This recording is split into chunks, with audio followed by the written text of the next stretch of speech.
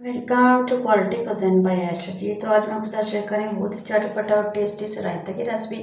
रायते तो आपने बहुत से खाए होंगे, लेकिन आज मैं आपके साथ शेयर कर रही हूँ आलू मटर का रायते की रेसिपी। चलते हैं अपनी रेसिपी की तरफ। हाफ के जी मेरे पास दही है। इसके अलावा इसमें जाएंगे जी बॉईल किए हुए मटर, आलू बॉईल किए हुए, प्याज एक इधर जाएगा और एक ही बारीक कटा हुआ टमाटर जाएगा। चलते हैं नेक्स्ट ही दही को अच्छी तरह से हम फेंट लेंगे। इसमें कोई दाना वगैरह ना रहना चाहिए, अच्छी तरह से उसको फेंटेंगे।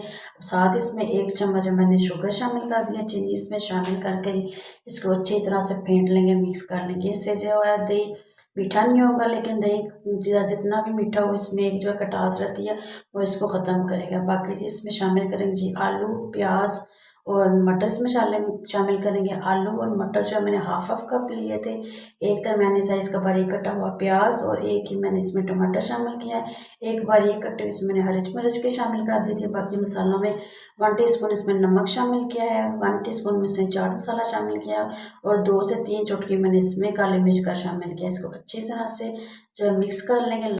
लास्ट में जो इसमें मैंने शामिल कर दिया थोड़ी सी जो लाल मिर्च शामिल कर दी। इससे बहुत ही ज़बरदस्त टिपिकल सा इसमें टेस्ट आएगा।